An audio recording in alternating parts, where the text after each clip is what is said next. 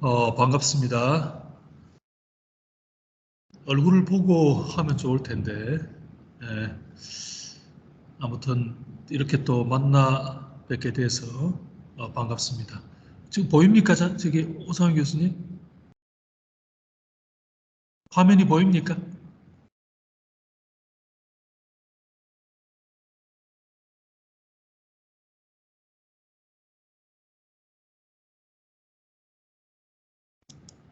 화면이 잘 보입니까? 예, 지금 보입니다. 아, 예, 예. 자, 오늘 여러분들에게 얘기 드리고 싶은 것은 어떻게 하면은 한국어, 그리고 이제 한국학 을 잘 배울 수 있을 것인지 여기에 대해서 좀 말씀을 드리려고 합니다. 그동안 여러분들이 이제 한국어에 대해서 공부를 계속해 왔을 거라고 생각이 되는데 이제 한국어뿐만 아니라 한국학이라고 하는 것은 한국과 관련된 모든 학문을 말합니다. 물론 한국어가 이제 기본이 되고 그리고 거기 기초해서 이제 좀 더 넓은 범위의 한국의 역사라거나 문화, 정치, 경제, 사회 등 기타 이제 한국에 관한 어, 것들을 여러분들이 공부를 해야 됩니다. 이렇게 좀 범위를 넓혀서 한국에 대해서 공부를 하게 되면 이제 그 기초가 되는 한국어도 여러분들이 더욱더 잘할 수 있기 때문에 이번 시간에는 어떻게 하면은 한국어 그리고 한국학을 잘 공부할 수 있을지에 대해서 간단하게 좀 말씀을 드리려고 합니다.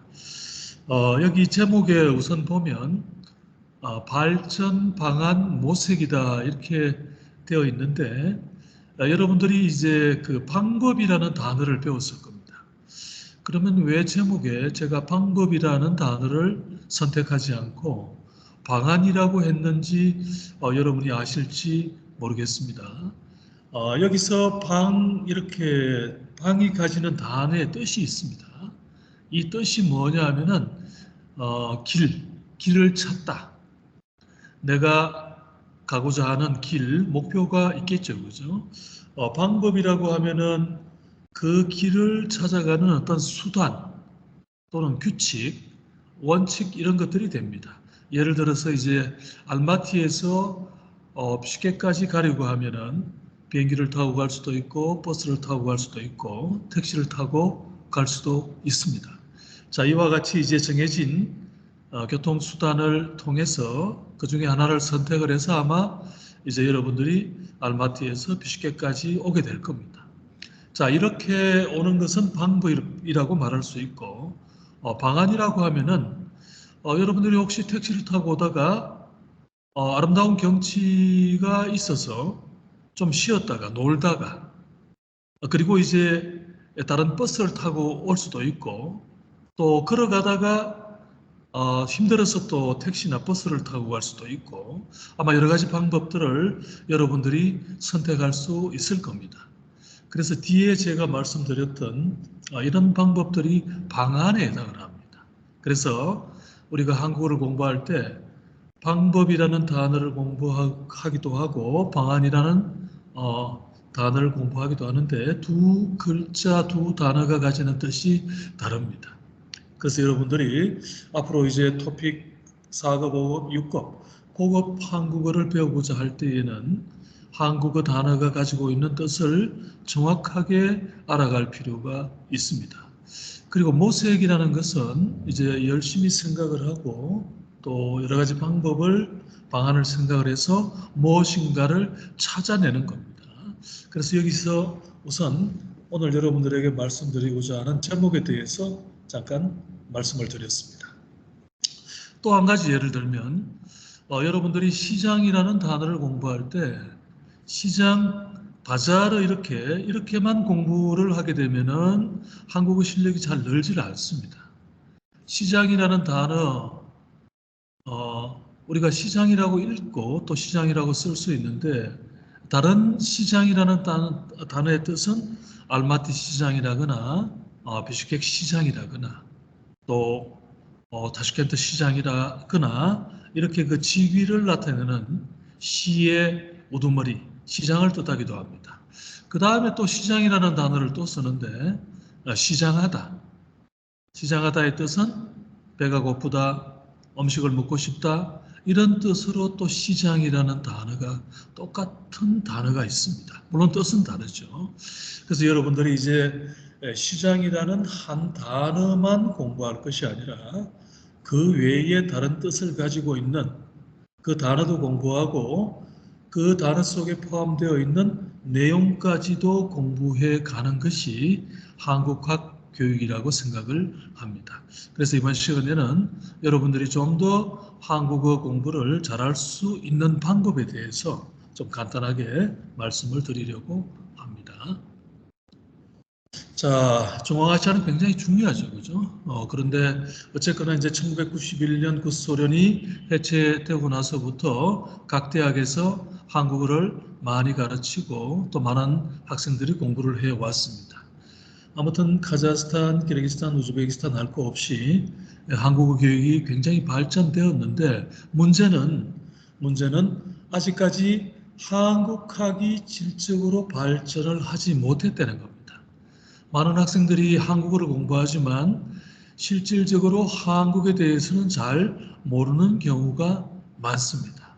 그래서 여러분들이 한국의 문화라거나 한국의 역사라거나 한국의 정치, 경제 이런 내용들을 잘 알았을 때 여러분들이 한국어를 더욱더 잘할 수 있게 될 것입니다. 그래서 이제 한국어 교육도 열심히 해야 되겠습니다만 한국어 교육을 바탕으로 해서 어떻게 하면은 한국 전체에 대해서 알아갈 수 있을 것인가?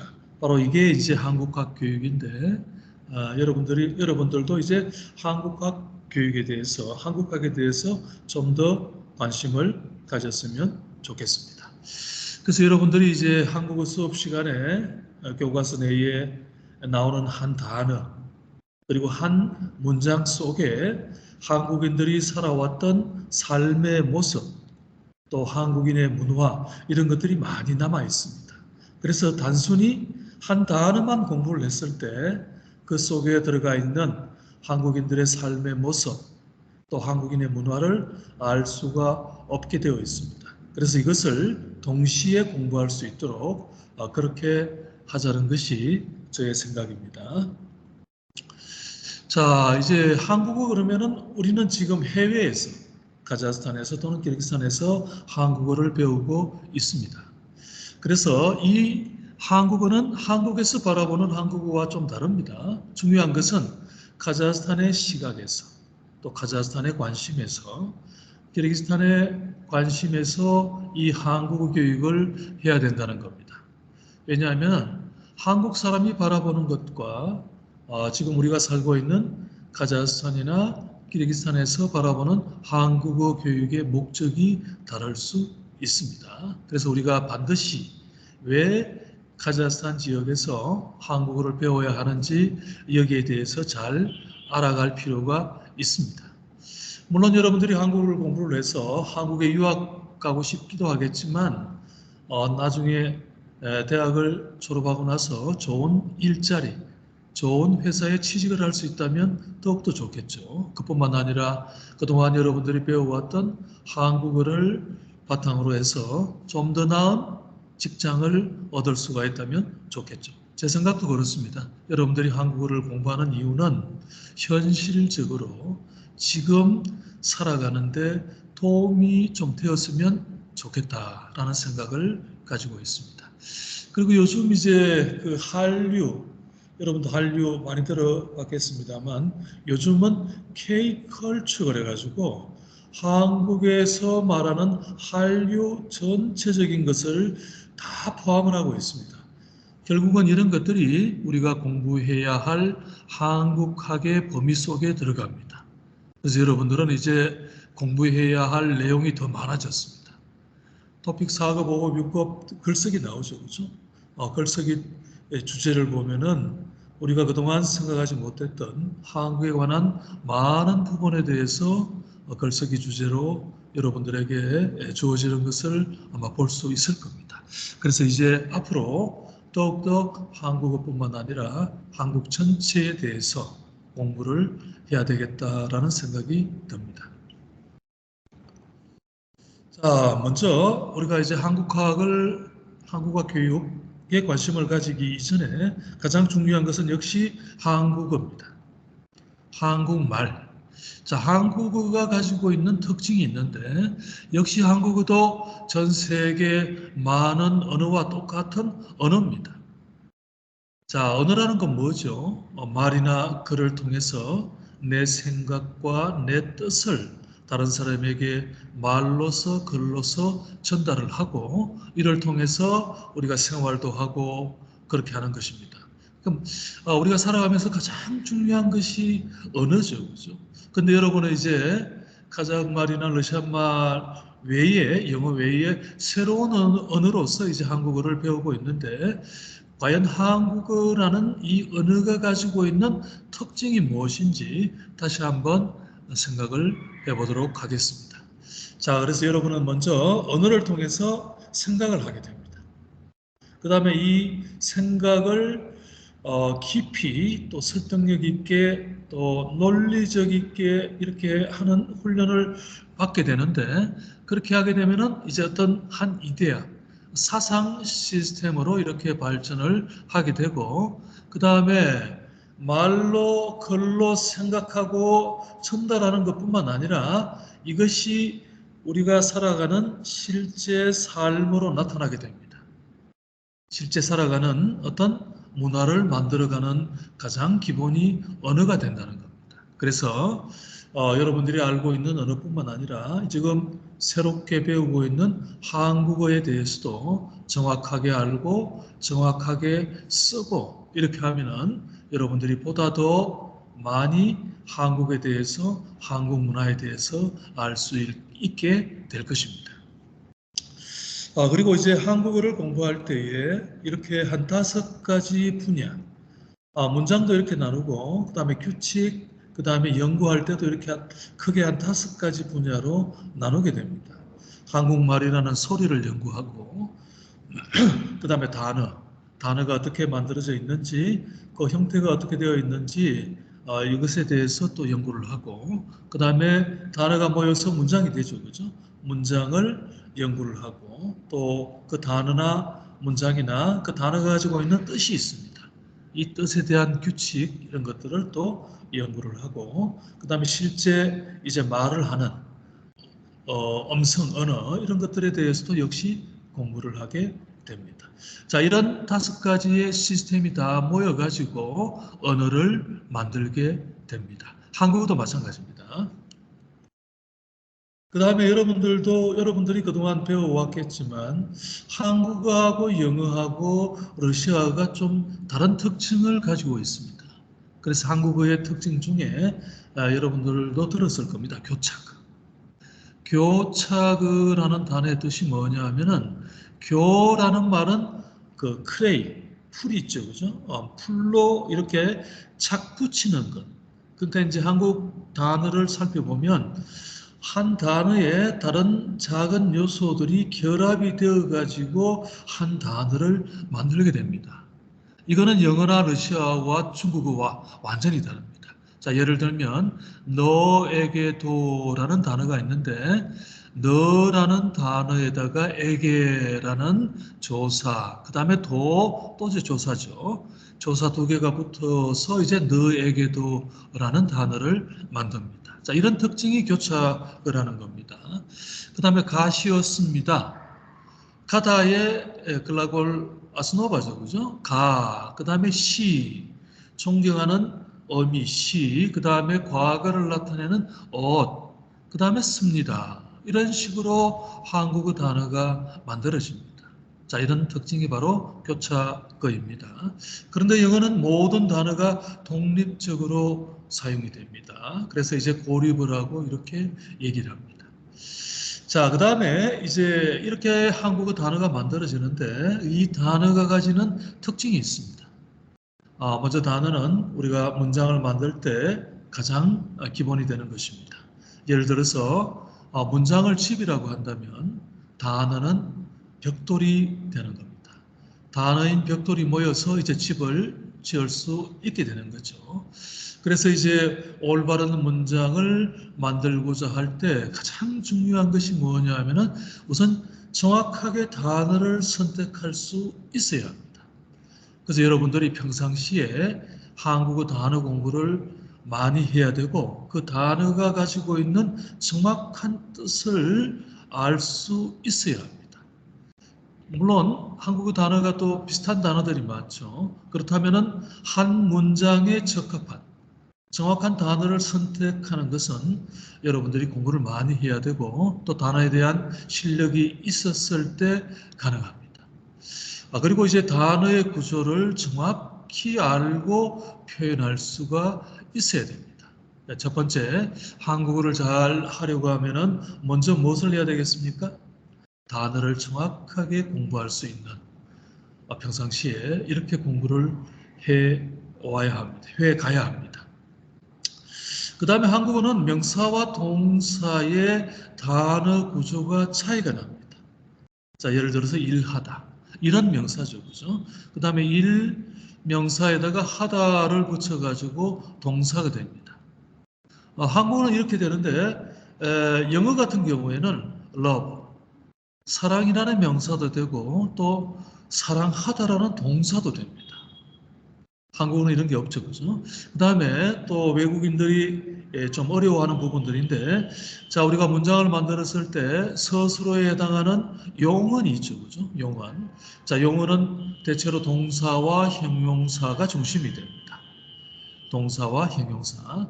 그리고 동사와 형용사는 반드시 어간과 어미로 이루어져 있습니다. 그런데 이제 외국인들이 많이 힘들어하는 것 중에 하나가 이 동사와 형용사의 현재 시제의 차이를 잘 파악을 못하고 실수를 하는 경우가 있습니다. 자, 여러분들도 잘 알겠습니다만 동사의 현재 시제는 는다, 니은다 이렇게 하죠. 그죠? 간다, 온다, 뭐 본다. 그런데 형용사는 이렇게 쓸 수 없습니다. 이렇게 사용해서는 안 되고 형용사의 기본형을 그대로 사용을 합니다.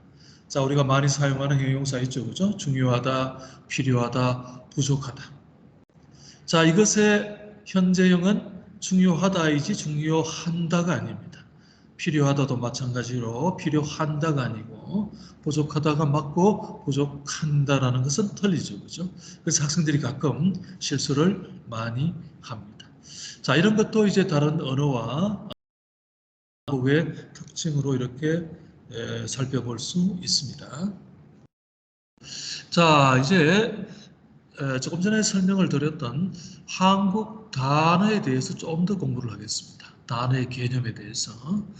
자, 이제 단어라는 것은 분리하여 나누어서 자립적으로 쓸 수 있는 말이나 이에 준하는 말, 이와 비슷한 말, 그리고 또 그 말 뒤에 붙여가지고 문법적 기능을 나타내는 말, 대체로 한 3가지 기능이 있는데, 자, 이것을 단어라고 말할 수 있습니다.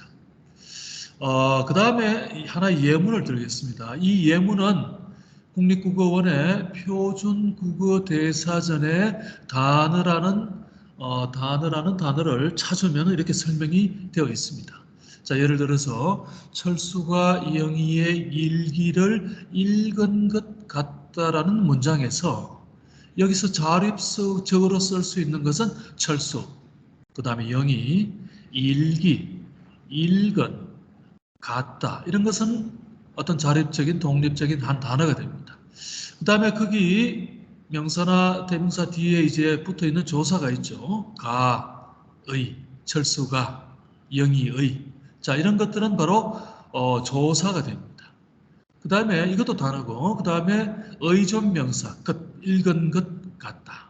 자, 이런 것들을 우리가 이제 단어라고 말할 수 있습니다. 다시 한번 정의를 내리면 자립성을 가진 말 외에 혼자 단어의 역할을 못하긴 합니다. 그래서 이제 비자립적인 말의 일부, 아까 봤던 조사, 그 다음에 의존 명사 이런 것들이 있죠. 자, 비자립적인 일부까지 추가된 것이 바로 단어다. 그래서 이제 우리가 단어라고 하면은 한국에서 말하는 9가지의 품사, 이것이 단어가 되겠습니다. 여러분들 잘 알고 있는 명사, 대명사, 수사, 동사, 형용사, 관형사, 부사, 조사, 감탄사. 여러분들은 늘 공부할 때 이 한국어 품사에 대해서 생각을 하고 이 품사들이 가지는 역할이 무엇인지 늘 관심 있게 공부할 필요가 있습니다. 자, 그 다음에 이제 우리 한국어 중에 여러분도 공부를 하셨겠습니다만 한국어는 한자어와 고유어 이렇게 나누어져 있죠. 그 중에서 한자어가 약 70% 정도가 됩니다.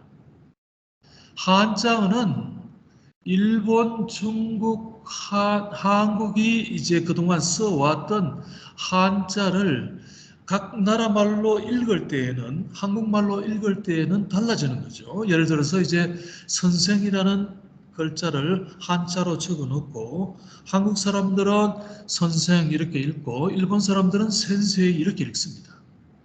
자, 그래서 한국어는 소리 글자죠. 그죠? 소리를 이렇게 글로 표현한 것이고 한자어는 그 글자 한자가 뜻이 있는 뜻 글자입니다. 그래서 이제 70%나 되는 이 한자어를 공부하기 위해서는 그 단어가 가지고 있는 한 글자의 뜻을 여러분이 정확히 알아가는 공부를 할 수밖에 없습니다. 그래서 제가 그동안 저희 대학에서도 학생들을 가르쳐 보면 한자어 공부를 많이 한 학생들 같은 경우에 토픽 고급 합격률이 높게 나타났습니다. 그래서 이번 시간에 여러분들에게 어떻게 하면 한자어 공부를 좀 잘할 수 있을 것인지 이런 부분에 대해서 좀 이따가 다시 설명을 하려고 합니다. 자, 그 중에 우선 한자어 접두사, 접미사. 이것도 한자어죠, 그죠? 접두사. 접이라는 것은 컨택트, 두라는 것은 머리입니다. 단어 앞에 붙어 가지고 단어를 만드는 것, 접두사. 그 다음에 접미사. 접은 컨택트고 미는 꼬리예요, 꼬리. 꼬리에 붙어 가지고 단어를 만드는 이런 역할을 하는 한자어들이 있는데 여러분들도 많이 그동안 공부를 했을 겁니다. 접두사 중에 대표적인 것이 없다, 없설무 이런 뜻입니다. 그 다음에 무엇이 아니다. 그 다음에 불 또는 부라고 읽죠. 그죠? 불행. 자, 이런 것들은 무엇이 아니다. 그 다음에 역시 아니다, 털리다 이런 뜻의 접두사입니다. 그 다음에 접미사. 여러분들이 공부하면서 한국 사람들이 명사 뒤에 적자를 붙이는 단어가 얼마나 많은지 몰라요. 자연적, 경제적, 사회적, 인간적, 교육적 명사 뒤에 적자를 붙어서 한국 사람 이 적자 붙여서 단어 만드는 것을 너무너무 좋아합니다. 자, 그렇다면 접미사로서 적자를 붙였을 때 그 뜻이 무엇이냐 하면은 그 성격을 띠는 앞에 나오는 명사와 관계된 또 앞에 나오는 명사의 상태로 된 이런 의미를 가집니다. 교육 그러면 될 텐데 교육적 이렇게 써요. 그 다음에 그 뜻은 뭐냐 하면은 그러한 성질이나 경향의 뜻을 더하여 명사를 만드는 말입니다. 그 다음에 무엇이 되다. 영어로 말하면 become 이 뜻의 뜻과 비슷합니다. 그렇게 만들거나 되다라는 뜻으로 역시 명사에다가 붙여가지고 많은 단어를 만들어냅니다. 밑에 나와 있는 도시화, 그 다음에 대중화, 이렇게 화자를 붙여 쓰는 말이 굉장히 단어가 많죠. 자, 첫 번째 교육적 효과 이렇게 해서 뒤에 나오는 그 효과를 이제 설명해주는 서술해주는 형용사적 성격을 띠기도 하고 교육적 플러스 여기서 인은 이다라는 뜻이죠. 교육적인 효과 이렇게도 쓰고 그 다음에 교육적 플러스 조사이다라고 붙여서 이렇게도 또 씁니다. 아무튼 이 접두사와 접미사를 붙여서 한자어에 붙여서 새로운 많은 단어를 만들어냅니다. 여러분들이 한국어 수업 시간에 이런 접두사, 접미사가 붙은 단어를 많이 접하게 될 겁니다. 그때마다 이 단어의 정확한 뜻이 무엇인가 이렇게 아마 생각할 때가 있을 텐데 조금 전에 말씀을 드렸던 이 뜻을 기억하시기 바랍니다. 자, 이제 이건 여러분들보다는 한국어를 가르치는 선생님들을 대상으로 만든 PPT이기 때문에 중요한 것만 좀 말씀을 드리겠습니다. 중간에 보면은 아직까지 중앙아시아 지역에서는 코리안 스타디스, 한국학 그리고 그 지역을 연구하는 그러니까 한국이라는 지역을 연구하는 카자흐스탄에서 한국이라는 나라를 연구하고자 하는 이런 한국학에 대한 인식이 아직 낮습니다. 그럼 예를 들면 일본학, 중국학 이런 것들이 있겠죠, 그죠? 아직 우리가 한국어를 배우고 또 한국학이라는 학문을 연구한 시간이 많지 않았기 때문에 그럴 수도 있습니다. 그리고 각 대학에서 한국학에 대해서 공부할 수 있는 기회가 적은 것도 그 이유 중에 하나입니다. 그래서 이제 앞으로 어떻게 하면은 한국어뿐만 아니라 한국학 교육을 제대로 시킬 수 있을 것인지 교육 프로그램도 만들고 그 다음에 교과 과정도 만들어 가야 할 것이라고 생각이 됩니다. 자, 그래서 이제 저희 중앙아시아 한국대학 같은 경우에는 2학년 때 한국 역사나 문화를 가르칩니다. 굉장히 어렵습니다. 학생들이 굉장히 어려워하고 힘들어하지만 그래도 계속해서 반복해서 공부를 하고 있습니다. 역사나 문화를 공부할 때 한자가 너무 많이 나옵니다. 2학년 수업 시간에 토픽 5급, 6급 정도의 수준의 한자가 너무 많이 나와서 힘들어하는데 그래도 열심히 공부하면 3학년 때, 4학년 때 그 실력이 많이 늘어나는 것을 알게 되었습니다. 그래서 이제 지금 이제 키르기스탄에서 필요한 한국학 교재 2권을 준비하고 있습니다. 장호정 교수님하고 같이 이제 준비를 하고 있는데 한국 현대문화라는 책과 그다음에 한국 사회 경제라는 교과서를 준비하고 있습니다. 앞으로 2024년 내년이나 그 다음 해에 이 2권의 한국학 교재를 출간할 예정입니다.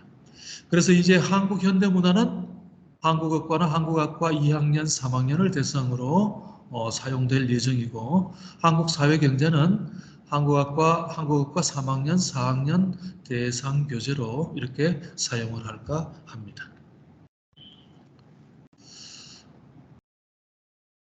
아무튼 한국어 공부도 열심히 하지만 한국 전체에 대한 역사, 문화, 정치, 경제, 사회 이런 것들도 저희 대학에서는 어떻게든 학생들에게 좀 가르치려고 노력을 하고 있습니다. 자, 만약에 여러분들이 이런 과목을 공부하기가 쉽지 않다면 조금 전에 말씀을 드렸던 한자를 공부하면서 반대로 한국에 대해서 많이 알아갈 수 있는 방법들도 있습니다. 자, 그런 방법은 조금 이따 다시 여러분들에게 말씀을 드리도록 하겠습니다. 자, 그다음에 이제 한국어를 좀 더 잘하기 위해서, 잘 배우기 위해서 여러분들이 한국문화라고 하지만 이것은 결국은 이제 코리안 스타디스, 한국학에 대한 공부가 될 것입니다. 그래서 제가 이제 한국을 가르치는 선생님, 그 다음에 학생들에게 이 한국문화, 한국학이 왜 중요한지, 왜 공부를 해야 되는지 이런 얘기들을 그동안 많이 해왔습니다. 자, 이것을 우리가 공부하고 또 많이 알았을 때 반대로 한국어를 훨씬 더 잘할 수 있는 그런 기회가 많이 만들어집니다. 자, 그래서 이제 우리가 꼭 한국어 어느 하나만 공부하는 것이 아니라 한국 전체에 대해서도 공부할 수 있는 학문이다라고 생각을 하고 지금 여러분들에게 말씀을 드립니다. 자, 문화의 가장 중요한 것이 역시 언어입니다. 언어. 이 언어를 통해서 우리는 경제 생활도 하고 문화 생활도 합니다. 자, 그러면 문화라는 게 뭐냐 하면은 한 개인이나 또 사회 집단이 자연을 변화시켜서 우리가 살아가는 데 필요한 물질도 만들고 정신적인 것도 만들어 갑니다. 그래서 이제 박물관에 가면은 또 여러분들이 한국 문화에 대해서 뭐 한복이라거나 판소리라거나 여러분들이 그동안 한국 문화라고 배워왔던 것들이 많이 있을 것인데 눈에 보이는 것만 한국 문화가 아닙니다. 두호브네 눈에 보이지 않는 정신적인 것도 문화의 중요한 부분입니다. 역시 우리 인간 개인이나 우리 인간 집단이 만들어 왔던 것들입니다. 옛날에도 만들었고 지금도 만들고 있습니다. 자, 이런 만든 것들을 우리가 어느 생활을 통해서 실제 생활에 사용을 하고 또 내 생각이 바뀌고 그것을 중심으로 해서 새로운 문화가 만들어지고 나도 발전하고 국가도 발전할 수 있는 중요한 것들이 됩니다. 그래서 여러분들은 한국 문화 그랬을 때 보이는 것뿐만 아니라 보이는 것 그러면은 주로 의식주죠, 그죠? 옷, 그다음에 음식, 뭐 주택, 눈에 보이는 것들이죠. 이런 것들뿐만 아니라 한국인이 가지고 있는 어떤 생각들, 이런 것들도 굉장히 중요하기 때문에 같이 관심을 가지고 공부할 필요가 있습니다. 그래서 문화라는 것은 물질 문화, 눈에 보이는 것과 눈에 보이지 않는 정신 문화, 한국인의 정신을 나타낼 수 있는 것들이 많이 있습니다.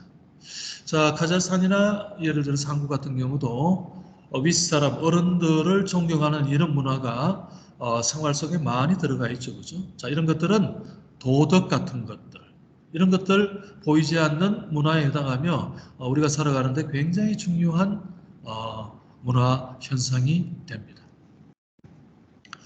자, 그래서 문화의 특징은 역사적으로 좀 달라질 수 있고 또 사회경제적 환경에 따라서 많은 문화를 만들게 됩니다. 문화를 만들고 또 새롭게 문화를 만들어 나가고 또 그 문화를 우리가 사용을 합니다. 여러분들이 한국어를 통해서 한국 문화를 배우면서 K-팝도 마찬가지죠. 자, 그 다음에 한국 영화라거나 드라마라거나 이런 것들을 우리가 소비를 하게 되고 이 소비 과정에서 나의 생각이 바뀔 수도 있고 변화해 나가기도 하고 그 다음에 한국 문화와 카자흐스탄 문화가 합쳐져서 또 새로운 문화로 만들어질 수도 있습니다. 자, 그렇게 해서 문화는 어떻게 됩니까? 우리가 살아가는데 가장 좋은, 가장 바람직한 문화를 다시 만들어 나가는 과정이 됩니다. 그래서 우리는 언어를 통해서 사회를 만들게 되고 그 다음에 그 사회 과정 속에서 우리가 문화 생활을 해 나가야 됩니다. 그래서 여러분들이 제가 이제 학생들에게 많이 묻습니다. 문화가 뭐예요? 그러면은 culture. culture가 뭐예요? 문화. 이렇게밖에 잘 설명을 못합니다. 그래서 문화라는 내용을 여러분이 잘 이해하기 위해서 그 중심이 되는 키워드가 있는데 이걸 한번 여러분이 그 주의 있게 관심을 가지고 살펴볼 필요가 있습니다. 문화 속에는 자유가 있습니다. 물론 옛날에도 문화 생활을 했겠습니다만 정말 필요한 문화 생활의 기본이 되는 것은 자유입니다. 데모크라티즘 여기서 나왔죠. 그 다음에 평등. 모든 사람이 평등합니다. 옛날에 왕도 있고 노비도 있었지 않습니까? 이건 진정한 문화라고 말할 수 없습니다. 그래서 이제 자유를 강조하면 데모크라티즘이 되고 자유보다 평등을 강조하게 되면 이제 소셜리즘 이렇게 됩니다. 그렇지만 문화 속에는 자유도 있어야 하고 평등도 있어야 합니다. 그 다음에 문화는 혼자서 할 수 없습니다. 여럿이 같이 생활하는 공동체를 만들게 됩니다. 바로 우리가 공부하는 사회죠. 사회 조직 중에 가장 작은 단위의 사회가 가족입니다. 가족 생활 잘 해야겠죠, 그죠? 잘 해 나가야 되는데 가장 중요한 공동체가 됩니다. 그 가족 생활 속에도 가족의 문화가 있게 되는 겁니다. 그 다음에 문화를 통해서 혼자 살아가는 것이 아니라 더불어서 같이 잘 행복하게 살아갈 수 있도록 하는 생각들이 상생, 공생. 한국 문화 속에는 이런 것들이 많이 있습니다. 그 다음에 조화. 김치를 만들 때에도 여러 가지 야채를 섞어서 조화를 이루어서 아름다운 음식을, 맛있는 음식을 만들어냅니다. 우리 이 지구상에 남자만 있다면 얼마나 재미없겠습니까? 그 남자와 여자가 조화를 이루듯이, 또 낮과 밤이 조화를 이루듯이, 우리가 살아가면서 이 가르모니아, 밸런스를 이루어야 할 것이 너무너무 많습니다. 이런 것들이 한국뿐만 아니라 아시아에서 나타나는 특징이기도 한데, 역시 이 문화 속에는 이 조화라는 것이 들어가 있습니다. 그 다음에 이해, 다른 사람을 이해하지 못할 때, 다른 사람의 생각과 생활 방식, 다른 나라 문화를 이해하지 못한다면 올바르게 문화를 알 수가 없습니다. 그 다음에 상생 공생과 똑같이 연결되는 단어입니다. 협력을 해야 하고 같이 살아가야 하고. 자, 이런 단어를 생각하면 여러분들이 문화가 무엇인가라는 것을 좀 더 잘 이해할 수 있게 될 것입니다. 그래서 우리가 이제 한국어 수업 시간에 한국어를 공부하면서 많은 단어를 공부하게 되는데, 그 단어 하나하나 속에 문화, 한국 문화가 들어가 있습니다. 가족이라는 단어 속에도 한국 문화가 들어가 있습니다. 많은 가족이 모여서 국가가 됩니다. 가족의 우두머리가 아버지라면 국가의 우두머리는 아버지와 같은 왕이 존재합니다. 그래서 이런 그 문화 속에서 한국 사회가 가지고 있는 어떤 특징을 우리가 공부할 수가 있는 겁니다. 그래서 여러분들이 한국어 공부할 때 생각을 많이 하고 이 단어가 가지는 의미, 또 한국 문화와 관계되는 의미가 무엇인지를 생각을 하면서 공부를 하면 한국어 실력이 굉장히 발전을 할 것입니다. 그래서 이제 공부하는 학습자 또한 위 키워드에 대한 이해가 있어야 하고, 그 다음에 각각 한국 문화에 대한 특성을 제대로 파악해갈 필요가 있습니다. 이렇게 공부하면 실력이 아까 늘어난다고 했죠. 그뿐만 아니라 이 한국 문화가 가지고 있는 특징, 이런 것들을 잘 이해하고 노력을 하면은 앞으로 중앙아시아 국가를 이끌어갈 수 있는 리더로서의 실질적인 문화인으로 성장해 갈 수 있을 겁니다. 문화를 알고 문화를 실천하고 다른 사람과 같이 가족과 사회와 국가의 리더로서의 역할을 하는 사람이 문화인이라고 할 수 있겠는데, 이 문화인이 되는 훈련을 여러분이 공부하는 한국어 수업 시간을 통해서도 충분히 공부할 수 있다라는 생각을 가지는 겁니다.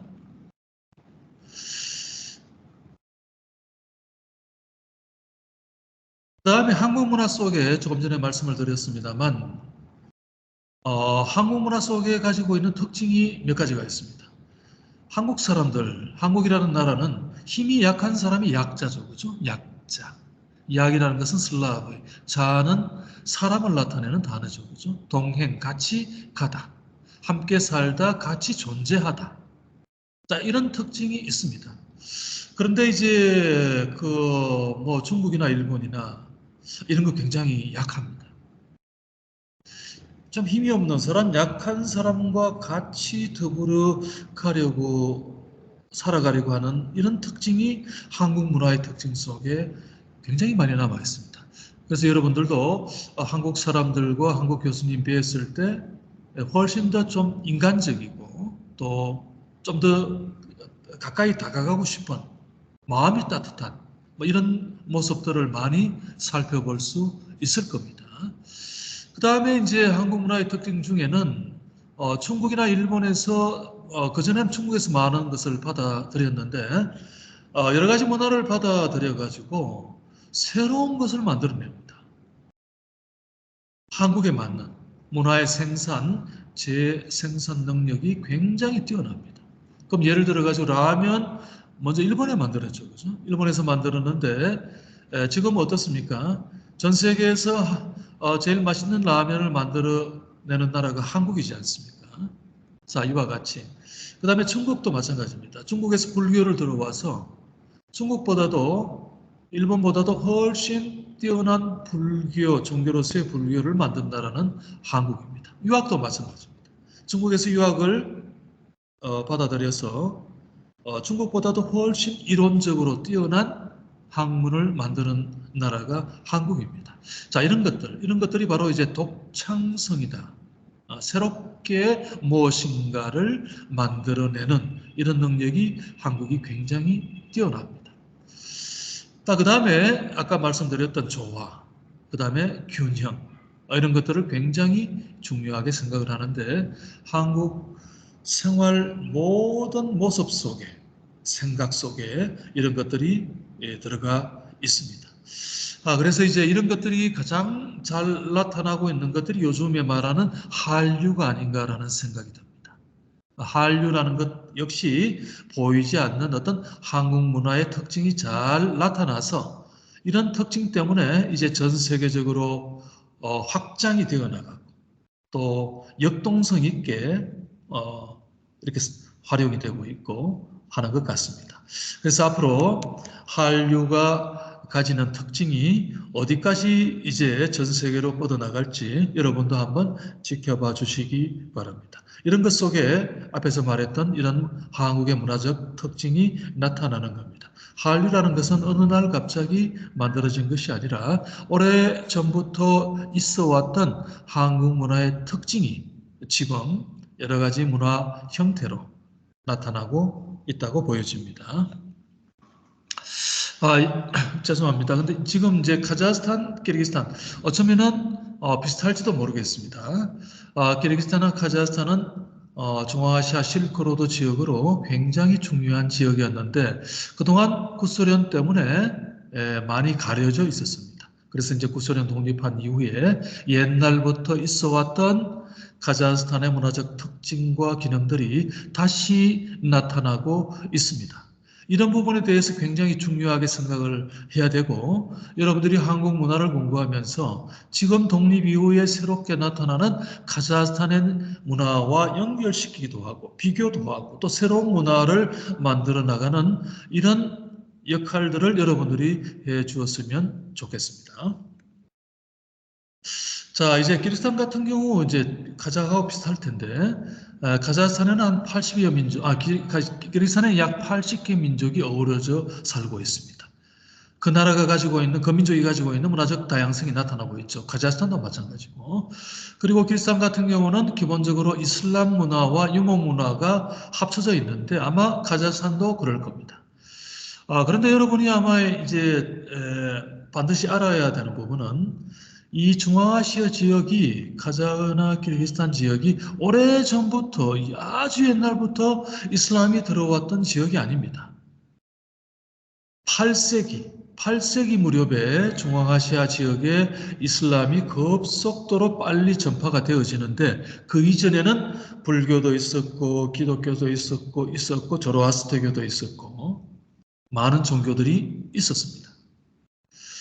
아제르바이잔에 가면은 그 불 모양의 건물, 조로아스터교라고 하는 것이 배화교, 불을 숭배하는, 존경하는 이런 종교로서 전통 신앙입니다.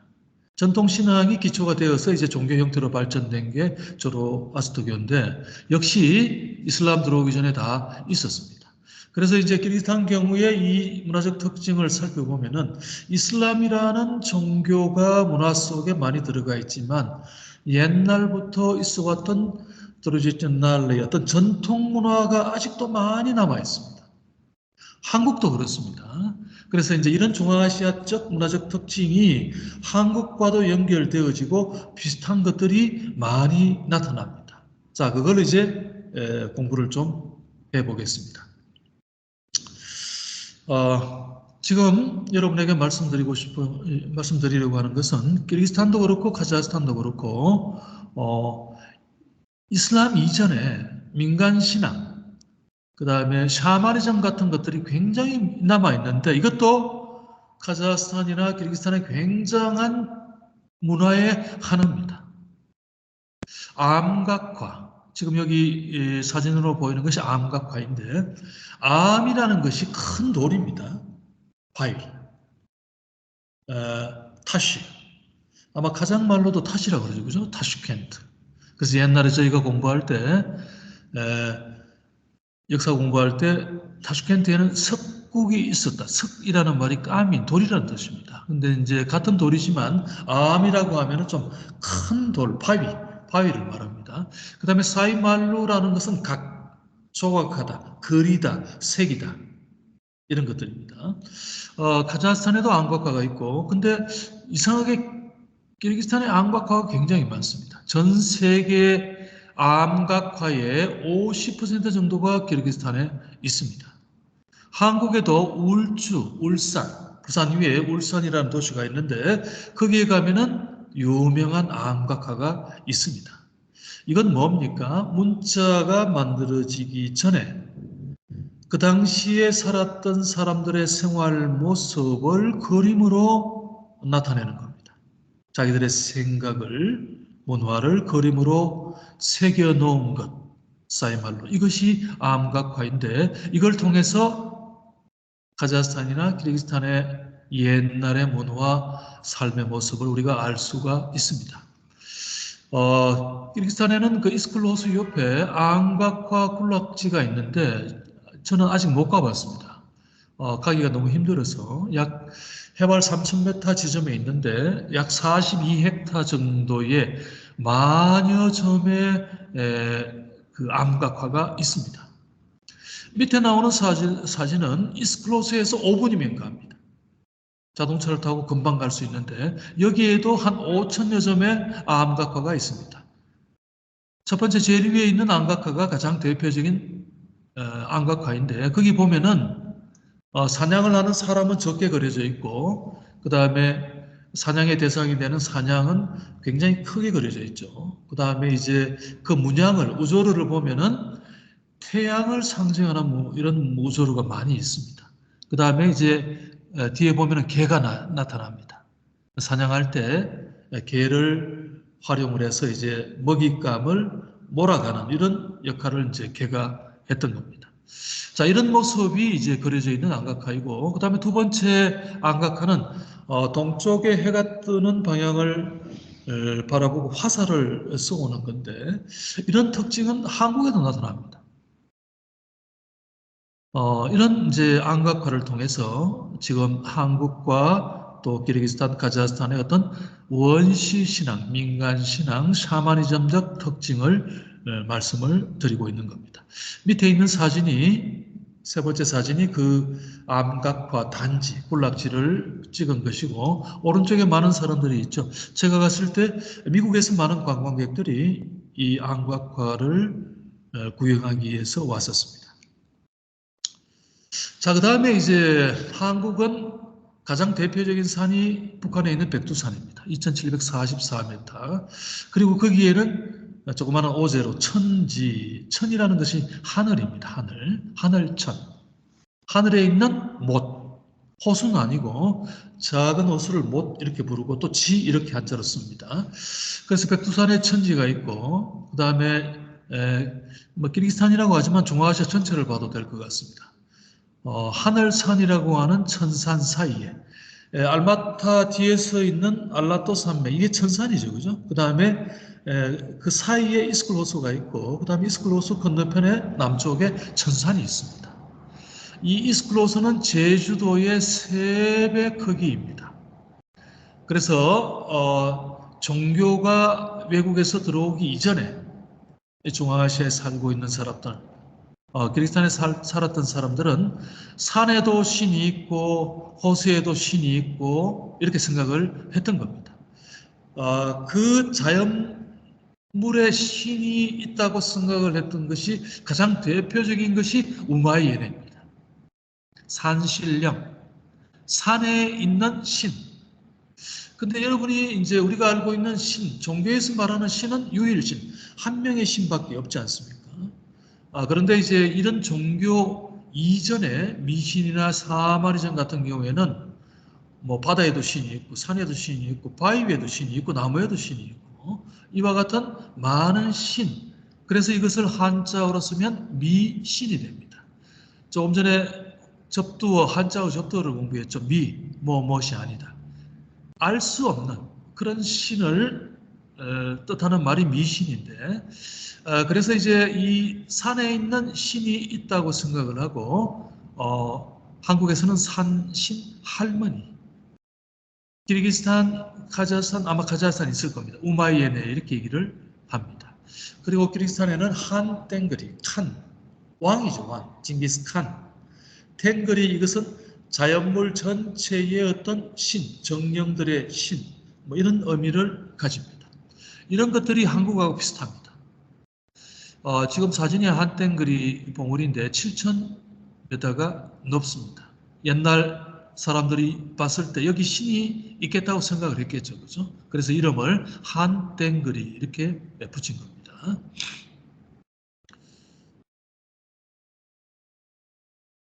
그 다음에 이제 카자흐스탄에도 있는지 모르겠습니다. 여러분도 한번 찾아보시기 바랍니다.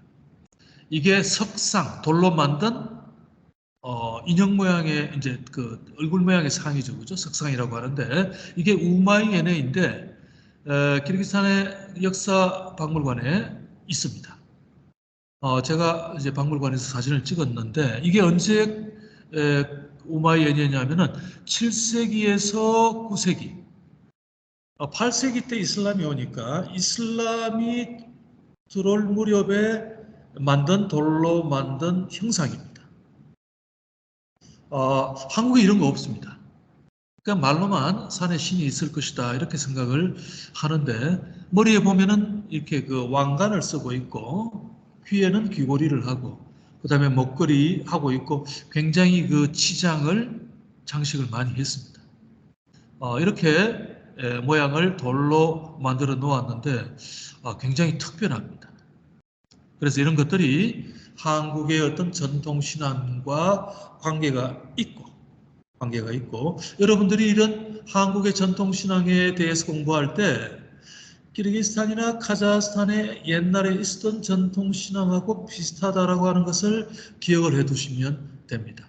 다음에 혹시 비슈케크에 오게 된다면 역사박물관에 가서 이 우마이엔의 석상을 한번 보시기 바랍니다. 그 다음에 이시쿨, 어석이라는 말이 이제 뜨겁다라는 말이고 쿨이라는 말이 진주인데 이것은 이스쿨은 중앙아시아 전체의 보물입니다. 중국에서는 이걸 열해, 뜨겁다, 해는 바다 이런 뜻입니다. 열해라고 했는데 당나라 때 유명한 보티스키 마라크 현장 선임이라고 있었는데 대당서역기라고 해가지고 거기에 기록이 되어 있습니다. 겨울에도 물이 얼지 않고 이 호수는 호수가 아니다 열해다라고 이렇게 표현을 했는데 이 이시쿨 호수가 중앙아시아의 어떤 문화와 굉장히 관계가 많습니다. 아랍의 상인들이 중국으로 갈 때 이 이시쿨 호수에서 쉬었다 갔고 반대로 중국에서 다시 아랍으로 갈 때 이 이시쿨 호수에서 쉬었다 가는 중앙아시아의 문화가 많이 합쳐져 있는 이런 장소로 보여집니다. 그래서 이제 아까 현장의 대당 서역기라고 그랬는데 이 스님이 7세기 때 카자흐스탄, 키르기스탄을 왔다가 갔습니다. 이스쿨 주변도 왔다가 갔습니다. 중국을 통해서 이렇게 왔다 갔는데 여기 보면은 또꾸막이라고 있습니다. 또꾸막. 여러분들이 혹시 이스쿨 가보셨는지 모르겠는데 비슈케크에서 한 65km 떨어진 도시 이 또꾸막이라는 도시를 거쳐서 이제 이스쿨을 가게 되는데 이 또꾸막이라는 도시가 굉장히 중요한 도시입니다. 중국에서 이제 천산을 넘어가지고 이스쿨 호수를 지나서 이제 또꾸막을 거쳐가게 되는데 또꾸막에 오면은 이제 더 넓은 초원이 펼쳐져 있습니다. 또꾸막 옆에 보면은 브라나 탑이라고 11세기 중앙아시아의 이제 가장 오래된 탑으로 11세기의 서거드인 중앙아시아 지역의 뛰어난 상업 민족이었습니다. 이 서거드인들이 이 또꾸막을 옛날에 세엽성이라고 했습니다. 중국에서 이 세엽이라는 말은 페르시아 말입니다. 이 또꾸막은 이제 전쟁을 할 때 물건을 공급받는 지이기도 했고 그 다음에 무역과 무역을 연결시켜주는 그 다음에 모든 방향으로 길이 통하는 이런 중요한 지역이었습니다. 그래서 실크로드의 어떤 다양한 문화가 만났던 이 도시인데, 이 세엽성이라는 도시가 이태백, 시성이라고 그러죠. 아주 유명한 중국의 당나라 때 시인이었던 이태백의 고향이었습니다. 그래서 이 이태백이 이스쿨 호수를 보았고 그 아름다운 시들을 썼던 것 같습니다. 그 다음에 이 지도 아주 재미있는 지도인데 15세기 초 1402년에 조선시대 때 만들어진 지도입니다. 가운데 있는 것이 중국이고 오른쪽에 한국이 있고 밑에 일본이 있죠. 일본 사람이 보면 굉장히 기분 나빠할 거예요. 한국보다 일본이 아주 적게 만들어져 있죠. 그죠? 그래서 이제 중국 중심으로, 한국 중심으로 중국의 지도를 모방해서 한국 사람이 지도를 만들었습니다. 그러다 보니까 일본은 적게 만들어져 있는데 중요한 것은 여기 중앙아시아 지역이 지도에 나와 있습니다. 아프리카도 나와 있고. 자, 그러니까 이제 15세기 조선시대 사람들도 중앙아시아에 대해서 알고 있었다는 것입니다. 이 지도는 한국에 있는 것이 아니라 일본 대학의 도서관에 있습니다. 일본 사람들이 가져간 거죠. 자, 이제 여러분들하고 이제 정말 이제 공부를 하고 싶은 부분이 이 부분입니다. 어떻게 하면 한국어를 잘할 수 있을까? 어쩔 수 없이 한자어를 좀 더 깊이 공부해야 된다라는 생각입니다. 자, 이제 한자어에 대해서 다시 한번 공부를 해봅시다. 한글은 소리를 적는 표음 문자입니다. 자음과 모음을 합쳐가지고 글자를 만들죠. 아버지라고 할 때 아자와 버자, 지자의 뜻이 없습니다. 그냥 소리예요, 소리. 아버지가 합쳐져 가지고 파파가 되는 겁니다. 그런데 한자어는 한 글자마다 뜻이 있습니다. 뜻이 있습니다. 아까 제가 처음에 설명을 했던 방법과 방안. 방법 방안할 때 우리가 방향할 때 방자는 스토란노. 방자의 의미는 방향을 나타내고 방법 방안하고 이 단어의 방자의 뜻은 길입니다. 길. 다로가. 길을 찾는 것. 똑같은 방자인데 뜻이 완전히 다르죠. 그래서 방향하고 방법에 쓰인 방자의 뜻이 다르다는 겁니다. 한자가 어려운 것이 그런 겁니다. 한 글자의 뜻이 많은 거는 20가지 정도 됩니다. 20가지 정도. 그렇기 때문에 한자의 뜻을 정확하게 공부하는 것이 쉽지는 않습니다. 그렇지만 공부할 수 있는 방법은 있습니다. 자, 어쨌거나 한자는 표의 뜻을 가지고 있는 글자이기 때문에 여러분이 공부를 열심히 하면은 훨씬 더 공부하기가 쉽습니다. 예를 들어서 이시쿨, 뜨거운 호수, 철폰 아타, 알마 아타. 알마는 사과고 아타는 아버지죠. 이상해요. 이 카자흐 키르기즈 말에 한자가 아닌데도 불구하고 뜻이 있습니다. 수, 물수자, 물을 나타내지 않습니까? 그 다음에 우의, 소우자, 소를 나타냅니다. 자, 이렇게 한자, 한 글자에는 뜻이 있기 때문에 이 뜻 공부를 하면은 우리가 훨씬 더 한국어를 잘할 수 있습니다. 한자어는 중국에서 유래한 한자를 사용하였기 때문에 이것을 글자로 포기한 것이 한자가 됩니다.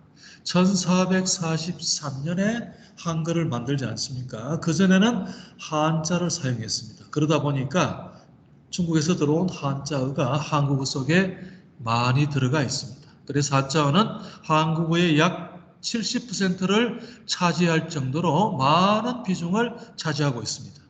여러분들은 알게 모르게 한자어를 공부해 왔습니다. 한국어, 한국말, 한국 사람, 한국인.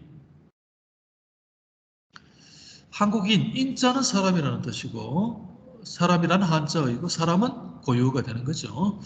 자, 한자어는 한국어의 어휘를 풍부하게 해줍니다. 그 다음에 표현력을 높여줄 수도 있습니다. 그래서 소리 글자인 한글로만 표기해서는 뜻을 완전히 알기가 어려울 때도 있습니다. 한자는 우수한 축약성, 샤크레쇼. 그래서 여러분들이 이제 고급 한국어를 공부하다 보면은 명사, 명사, 명사, 한자의 명사, 명사, 명사를 계속 붙여서 문장을 만들고 단어를 만드는데 이해를 합니다. 그 뜻을 줄여가지고 축약해서 새로운 단어를 만들 수 있습니다. 그 다음에 이 줄여가지고 플러스해서 또 새로운 단어를 만들 수 있습니다. 자, 이런 언어적 특징을 가지고 있는 것이 한자어입니다. 법률, 건설, 의학, 뭐 기타 우리가 이제 공부하는 문법 용문도 체언, 용언, 주어로서의 역할을 할 수 있는 말들이 있죠, 그죠? 명사, 대명사, 수사. 자, 이런 것들을 우리가 체언이라고 그러는데, 체라는 뜻이 몸이 되는 말, 용, 이스폴저 맞죠? 용언이라는 말은 형용사, 동사, 그 다음에 명사 플러스 이답, 이런 식의 서술어, 설명해주는 이런 단어들을 우리가 문장 성문에서 용언 그러지 않습니까? 이것도 다 한자어입니다. 아무튼 지나친 한자의 사용은 좀 좋진 않지만 순화해서 순수한 고유 한국어로 말할 수도 있습니다만 공부할 때는 어쩔 수 없이 한자어를 공부해야만 된다는 겁니다. 선생이라는 한자어는 중국어가 아닙니다. 한국어입니다. 이 외국어가 아닙니다. 여러분들이 이 점은 꼭 기억을 해야 합니다. 우리가 한국어 교과서 속에 나오는 70%의 한자어는 한자가 아니라 중국어가 아니라 한국어라는 사실 꼭 기억해 두시기 바랍니다. 자, 한글과 한자어의 공통점, 둘 다 한국어를 표기하는 문자이고 둘 다 한국어의 중요한 구성 요소가 됩니다. 그 다음에 한글과 한자어의 차이점, 한글은 소리 글자이고 그래서 자음과 모음을 합쳐서 소리를 만들고 한자어는 표의 뜻 글자이기 때문에 하나의 글자가 모여져서 하나의 글자가 하나의 의미를 나타낸다는 겁니다. 그래서 어떻게 하면 한자어를 잘 사용할 수 있을 것인가? 한 글자의 의미와 쓰임을 정확하게 익혀가야 합니다. 그리고 한자의 단어 선택을 잘해서 잘 사용할 수 있도록 훈련을 해야 합니다. 그 다음에 한자어를 많이 사용해 보시기 바랍니다. 그 다음에 한자어를 익힐 때 동시에 반대말, 비슷한 뜻을 가지고 있는 것, 동일한 뜻을 가지고 있는 것, 반이어, 유이어, 동이어, 이거 다 한자어입니다. 나바로또 반대의 뜻, 비슷한 말, 아진나까바이. 같은 단어의 뜻을 가지고 있는 한자어를 같이 공부하면 훨씬 더 한국어 실력이 늘어날 것입니다.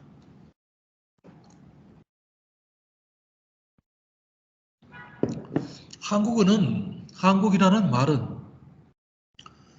어디가 중심이 되어 있냐 하면은 말하는 데에 더 유용한, 더 좋은 언어입니다. 글쓰기보다. 여러분들 글쓰기 굉장히 힘들죠. 차라리 한국어로 말하는 것은 훨씬 여러분들이 생각할 좀 쉬울 수도 있습니다. 근데 글쓰기를 하려니까 굉장히 힘듭니다. 한국 언어 자체가 그렇습니다. 정확한 뜻을 글쓰기로 했을 때 굉장히 어렵습니다. 왜 그런가 하면은 한국어의 문법이 그렇게 되어 있습니다. 그래서 이제 영어나 중국어 같은 경우에는 글쓰기에 적합한 언어입니다.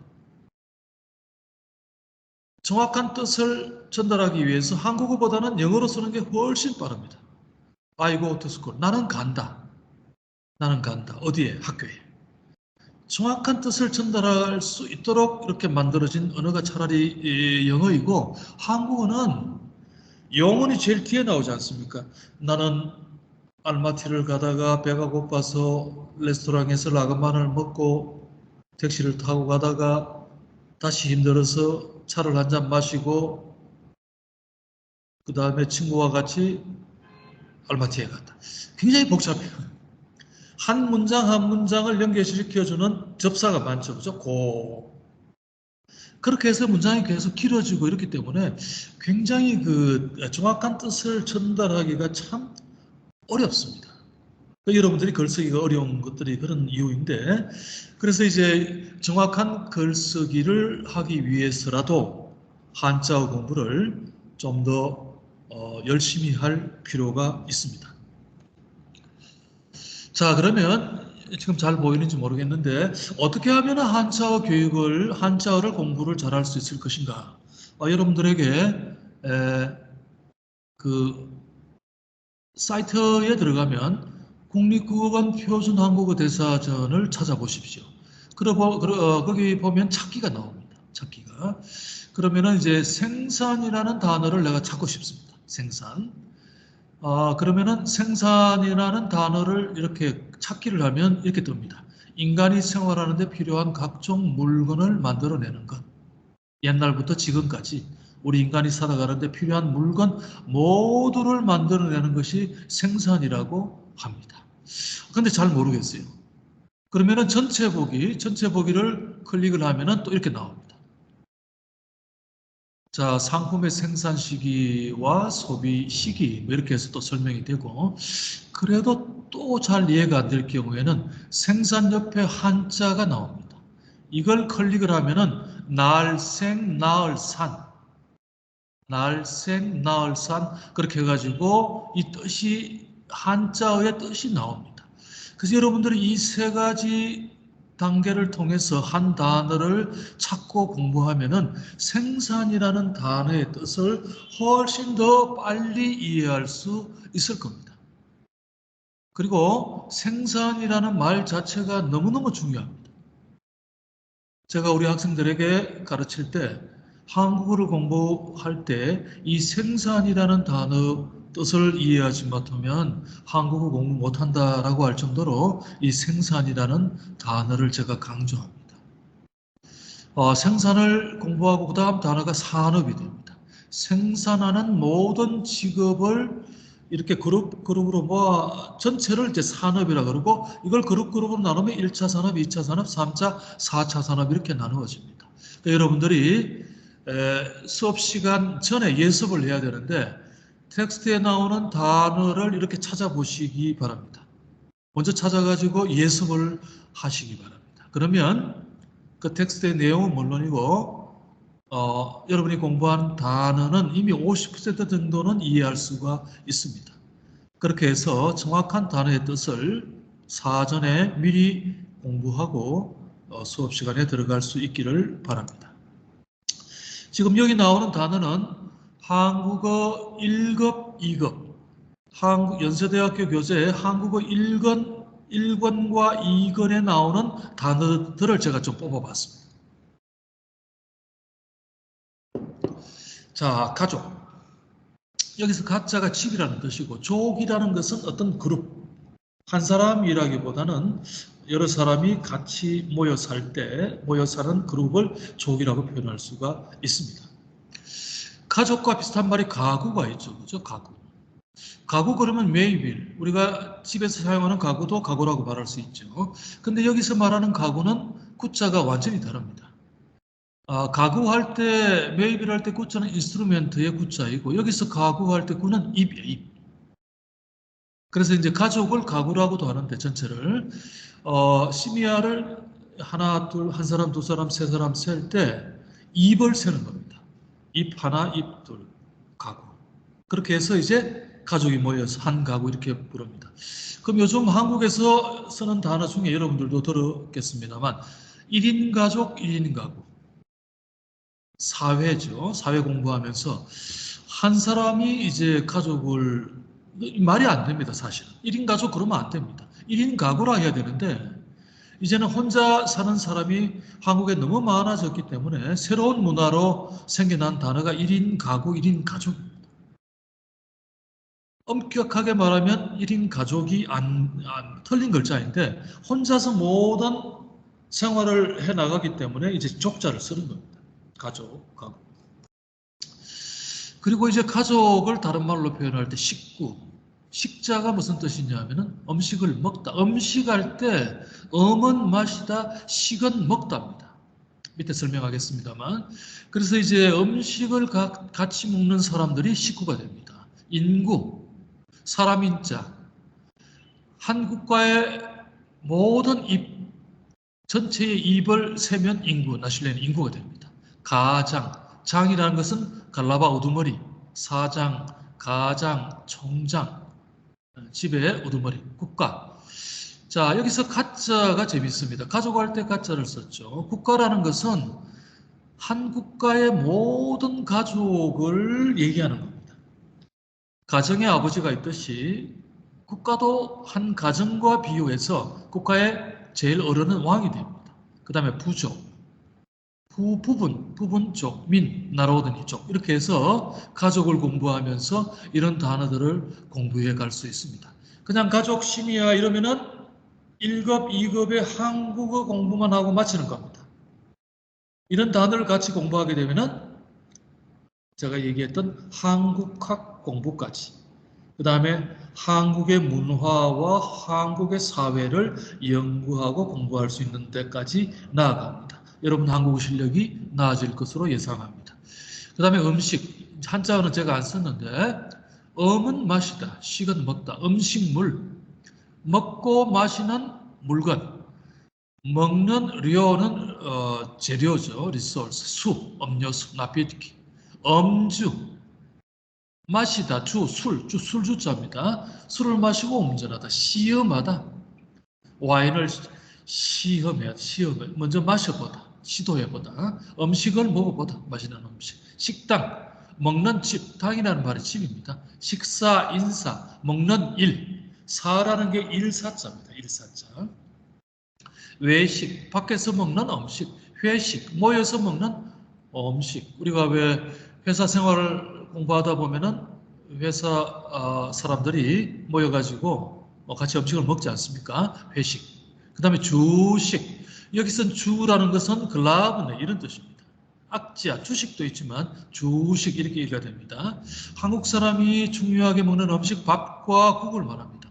부식, 따로이, 음식, 조식, 아침, 중식, 점심, 석식, 저녁, 추석, 석이라는 말이 저녁이다 이런 뜻입니다. 식용유, 먹을 때 사용하는 마슬라, 음식, 파는 음식, 마가진, 상점, 서점, 백화점, 팔다, 장소, 매장, 많이 음식을 먹는 사람, 맛있는 음식을 먹는 사람, 소식, 적게 먹다, 단식, 음식을 먹지 않다, 야식, 저녁에 먹다, 밤야자입니다. 식탐, 먹는 것을 너무 탐하다. 식중독이라는 단어 여러분이 이제 들어봤을 텐데 식중독이라는 단어는 한국 사람도 잘 모릅니다. 정확한 뜻을. 음식중 가운데 독이 있다. 음식 가운데 독이 있는 음식을 먹었을 때 우리가 식중독이 걸리죠. 그죠? 그 식중독의 원래의 뜻은 이렇습니다. 냉면, 할로드레 랍샤, 냉장고, 냉수, 냉방, 냉탕, 냉혈 인간 이 정도 되면 한 토픽 5급 정도 됩니다. 할로드니, 히크로피 차가운 피를 가진 인간 마음이 좀 차가운 사람 있죠. 그죠? 냉정한 사람이라고도 하죠. 할로드니, 추스두바 이 감정이 차가운 사람. 자, 시장 장소죠. 야시장, 밤에 열리는 시장, 꽃시장. 그 다음에 가격을 결정하는 곳이 시장이다. 그 다음에 비슈케크 시장, 그 다음에 시장하다. 예가 미리라는 뜻이죠. 예약, 예섭, 예비, 미리 준비하다. 미리 공부하다. 미리 돈을 저축해두다. 미리 생각해보다. 예상하다. 쉬다. 휴가철, 공휴일, 연휴, 휴게소, 말에다 까냈습니다. 교실, 꼼난다. 지금 토픽 1급, 2급에 나오는 단어인데 그냥 교실로만 공부할 것이 아니라 화장실, 사무실, 사장실, 실내, 내라는 게 번호들이 왜 실내 장식, 데코레라지아. 토픽 한 4급 상급되죠. 우산이라는 존티크 단어도 한자어입니다. 우가 비우자입니다. 비가 오다. 우. 우의, 비 올 때 입는 옷, 의복, 의도 옷이라는 뜻이고, 복, 한복, 양복, 복도 옷이라는 뜻입니다. 우기, 비가 오는 시기. 키르기스탄과 카자흐스탄은 우기가 봄철입니다. 폭우, 갑자기 많이 내리는 비. 우박, 이것도 한자어입니다. 비가 오다가 이 덩어리에 얼음이 떨어지죠. 그죠? 자, 이걸 우박이라고. 환전, 환했다, 미니아이트, 바꾸다. 돈을 바꾸다. 환전소, 환기, 공기를 바꾸다. 계절이 바뀌는 시기 교환하다. 부자, 부유한 사람. 부자, 아버지와 아들. 부족, 충족하지 않다, 부족하다. 풍부, 바가치스, 부유. 자, 그래서 이제 부자라는 뜻을 여러분이 알았을 때 이 세 글자를 알 수가 있고, 똑같은 글자 부자이지만 뜻이 완전히 다른 거죠. 검색하다. 아까 모색이다도 나왔는데, 책이나 컴퓨터에서 목적에 따라 필요한 자료들을 찾아내는 것을 검색이라고 이렇게 얘기를 합니다. 아까 말씀드렸던 국립국어원 표준한자사전을 찾아보면 이거 잘 알 수 있습니다. 보험, 험이라는 게 위험하대요. 아팠으면. 위험한 것을 보호해주고 자식타해주는 게 보험입니다. 그래서 여러분이 이제 보험회사 공부를 했을 겁니다.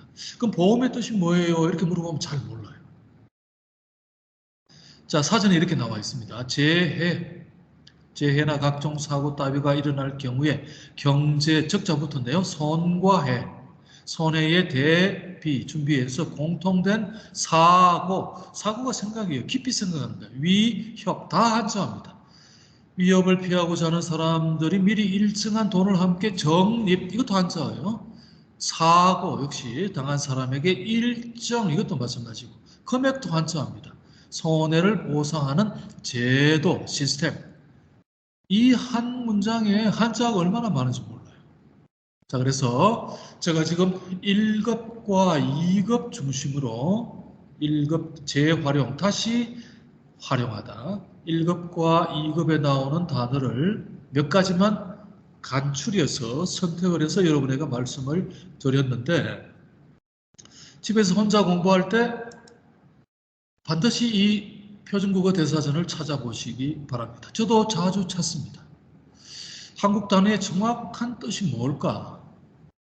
예를 들어서 교육이라는 단어, 교육이 뭐예요? 그러면 학생들이 잘 설명을 못해요. 사회가 뭐예요? 경제가 뭐예요? 그러면은 뜻풀이를 잘 못합니다.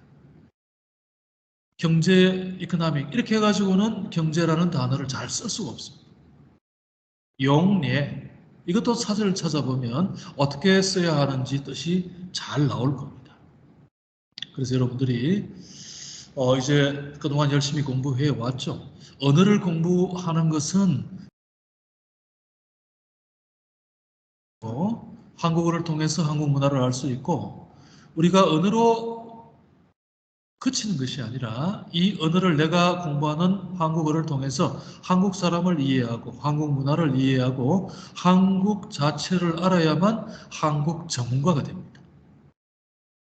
그랬을 때 반대로 더 한국어를 공부하고 싶어하는 마음이 생깁니다. 그리고 한자어가 70%나 된다고 했는데 뜻이 있기 때문에 공부를 하다 보면 훨씬 쉽습니다. 여기 인접어휘가 나오죠. 그죠? 인접어휘. 이거 같이 공부하면은 토픽 5급, 6급 정도의 단어들이 굉장히 많이 나옵니다. 그래서 여러분들이 한국어 공부할 때 꼭 이 표준국어 대사전을 열심히 좀 찾아보시기 바랍니다. 자, 그래서 한국어는 그냥 언어만 공부하는 것이 절대 아니다. 내가 한국어를 공부하는 걸 통해서 한국을 잘 알아가는 과정이다, 이렇게 생각을 하십시오.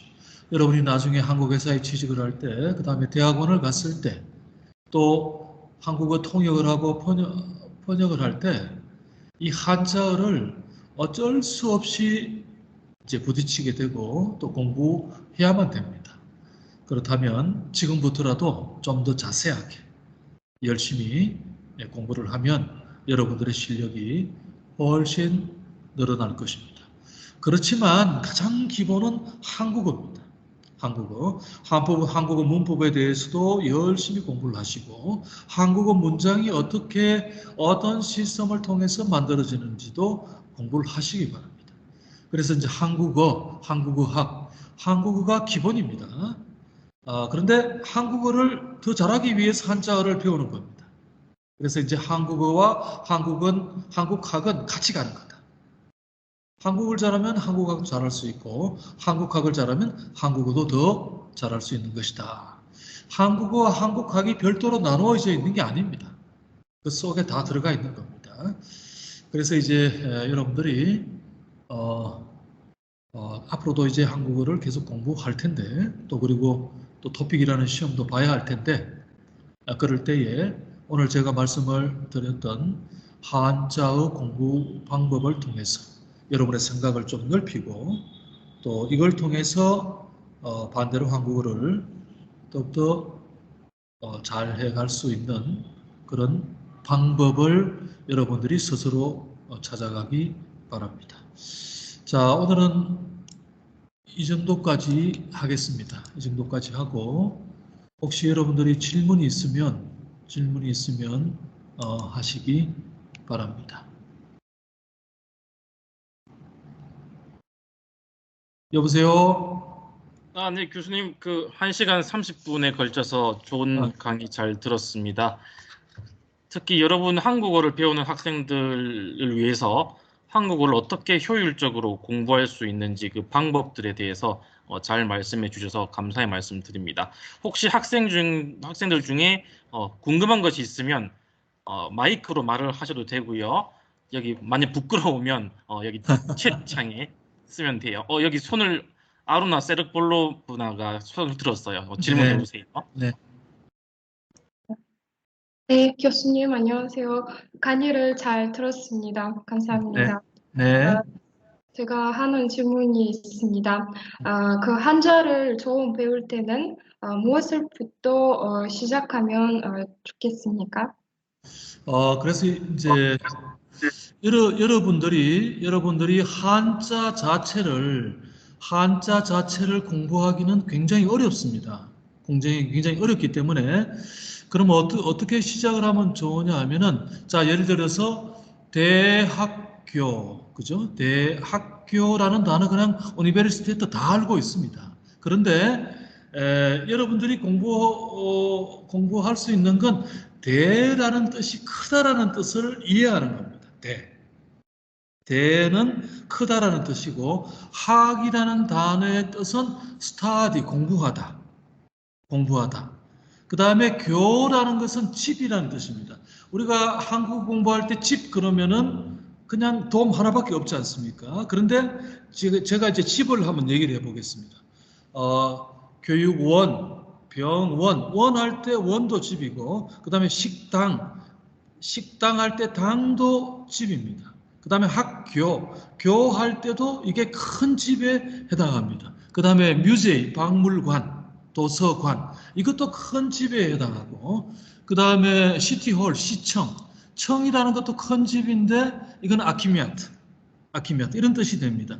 그래서 여러분들이 대학교를 한자 하나하나 공부하기에는 힘듭니다. 그렇게 하지 말고 그래서 이제 생각을 해야 되는데 그래서 제가 표준 한국어 대사전을 찾아보라고 하는 겁니다. 대학교를 치면 거기 한자로 대학교가 나옵니다. 그러면 대자 밑에 크다라는 뜻이 설명이 되어 있습니다. 그 다음에 학자 밑에 보면은 공부하다 이게 있고 그 다음에 교라고 하면은 집의 뜻이 나오는 단어를 설명을 해줄 겁니다. 제가 생각할 때는 여러분들이 그렇게 공부하는 것이 제일 좋을 것 같아요. 네, 감사합니다. 네. 네, 그대 질문이 올라와서 제가 말씀드리겠습니다. 네네. 네, 디아나라는 학생이고요. 안녕하세요. 한국에서는 토픽 말하기 시험, 스피킹 시험을 이미 본다고 했는데 우리 네네. 중앙아시아에서는 언제 시작될 것인지 아시면 말씀 부탁드리겠습니다. 잘 모르겠습니다. 올해는 안 하겠죠, 아마? 올해는? 네, 저도 올해 말에 시작한다고 들었는데 아마 시작 안 한 것 같아요. 저도 정확하게 모르겠습니다. 이거는 한번 알아봐야 될 것 같은데, 그죠? 네, 또 질문 있는 사람 채팅창이나 손 들어서 말씀해 주세요.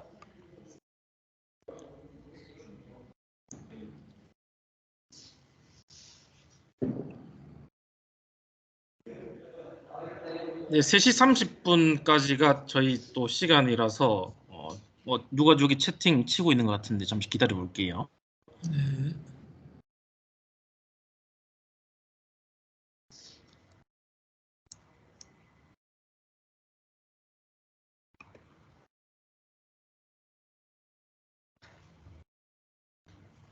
이게 채팅창에 지금 들어온 숫자는 20명, 30명 정도인데요. 그 강의실에서 단체로 하나의 컴퓨터로 들어서 아마 50명에서 60명 정도 오늘 그렇습니까? 교수님 특강 들은 것 같습니다. 그리고 오늘 교수님 특강은 그 녹화를 한 다음에 그 유튜브에 올려서 또 못 본 학생들이 뭐 이해자 학생들뿐만 아니라 모든 사람들이 볼 수 있도록 아마 이렇게 저희가 준비를 해서 올릴 겁니다. 예, 아무튼 저기 온라인 강의 너무 힘들어요. 너무 힘들어요. 예, 더 질문이 없는 것 같아서 네네. 오늘 여기까지 강연을 듣기로 하고요. 자, 오늘 또 귀하신 시간 내주신 교수님께 감사하다는 말씀드리면서 여러분 마이크를 껐겠지만 선생님 박수를 치겠습니다. 네. 예, 감사합니다. 네, 교수님 수고하셨고 다음에 또 인사드리겠습니다. 네, 고맙습니다. 감사합니다. 안녕히 가십시오. 네. 네.